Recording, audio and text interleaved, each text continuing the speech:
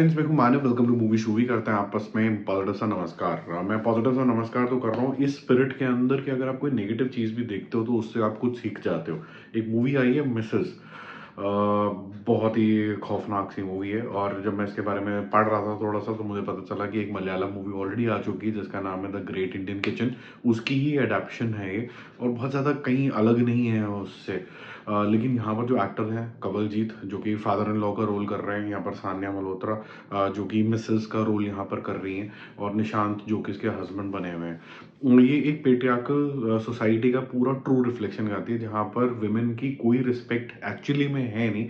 कहने के लिए आप उससे आपसे बात कर रहे हो, कहने के लिए आप बोल रहे हो कि मैं आपके लिए ही सोच रहा हूँ, लेकिन एक्चुअली में उसकी रिस्पेक्ट है नहीं। स्टोरी इस तरीके से यहाँ पर चलती है कि एक लड़की है, इंडिपेंडेंट है, पढ़ी लिखी है, और माँ बाप ने पढ़ाया उसको, सानिया मल्होत्रा ने। उसको डांस का बहुत ज़्यादा शौक है, उसका डांस का ग्रुप भी है। जैसे भी उसकी ज़िंदगी चल रही है, अचानक से उसकी शादी कर दी जाती है निशांत से, और कवलजीत की वो फैमिली के अंदर वो आ जाते हैं। जब वो आ जाती है तो उसकी एक रूटीन जो होती है वो इतनी ज़्यादा मोनोटोनस हो जाती है कि उसको खाना बनाना, किचन डस्टिंग, लीक पाइप्स को ठीक करना, ये सब चीज़ों में उसका जद्दोजहद निकल जाता है।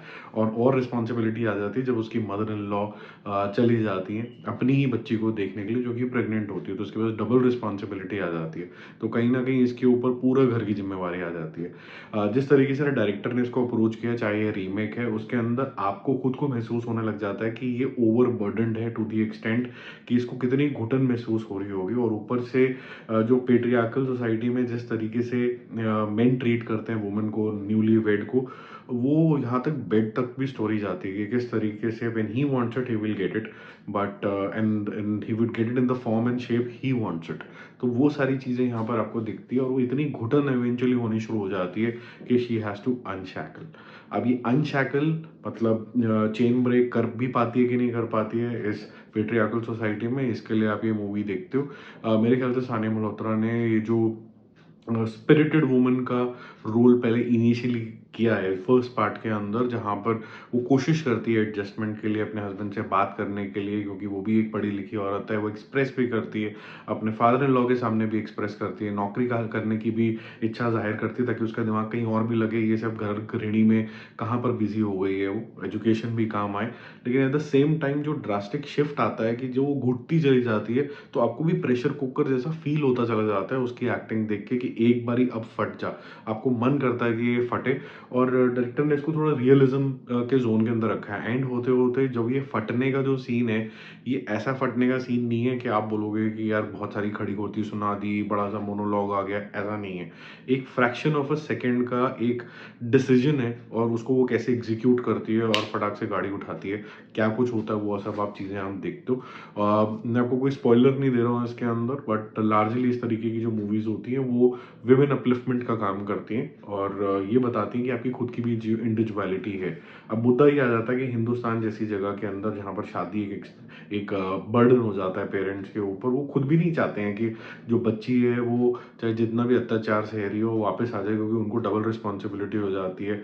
तो ऐसा भी सोचा जाता है, उनको बर्डन समझने लग जाते हैं। But at the same time वो बर्डन ना हो, वुमेन अपने आप को कैसे सक्षम कर सकती है उसकी भी थोड़ी बहुत इसके अंदर टीचिंग दी गई है। लेकिन उसको पूरा कंप्लीट नहीं किया गया कि कैसे वो अपने पैरों पे फुल खड़ी हो जाती है, ऐसा इंडिकेशन पे छोड़ दिया गया। मेरा मूवी स्कोर इस well crafted, I would say, story के लिए, वेल इनएक्टेड के लिए। और मैं स्पेशल मेंशन करूँगा यहाँ पर कवलजीत साहब का भी। कवलजीत साहब का कैरेक्टर जो है वो बहुत ही पिछड़े हुए ज़माने का है, लेकिन एट द सेम टाइम उनके दिमाग के अंदर वो एकदम सही कर रहे हैं। तो ऐसा होता है ना कि आपकी अपब्रिंगिंग भी इसी तरीके की थी कि औरतों को देखो और उन्हीं को ही काम करना है, पहले वो खाना खाएंगी, पहले आप खाना खाओगे फिर वो खाना खाएंगे, आप बर्तन भी ऐसे छोड़ दोगे, आप उस पर चीख भी सकते हो, चिल्ला भी सकते हो, जैसे भी उसको यूज़ कर सकते हो। वो एक नौकर की तरह ही है, वो आपकी सेवा के लिए ही पैदा हुई है। इस तरीके से आपके जो विचार हैं, यहाँ तक कि मतलब कि उसको किसी भी तरीके से आप डिग्रेड भी कर सकते हो, उसी तरीके के विचार हैं। बट लेकिन आपकी जो लैंग्वेज है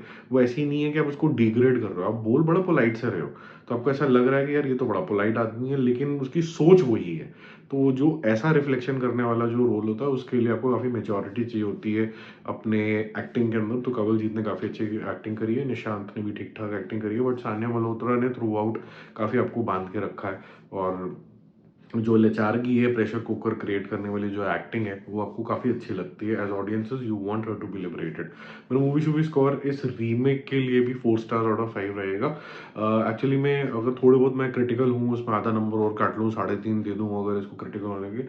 मैं चाहूँगा कि जो हम वुमेन एम्पावरमेंट की बात करते हैं, उसको सक्षम होने की बात करते हैं, लिबरेशन होने की बात करते हैं, तो उसके स्टेप्स क्या होते हैं वो शायद ये मूवी आंसर नहीं करती है। तो वो करना भी ज़रूरी है क्योंकि आपने लिबरेट तो हो गए, अब चले गए, अब करना क्या है?